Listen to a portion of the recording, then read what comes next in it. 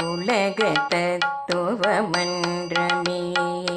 உணர்த்தும் நாதா வாழ்வுக்கு வல்லமாய் வழியும் காட்டிய உன் அர்ச்சனையே தினம் சரணமையப்பா சுவாமி சரணமையப்பா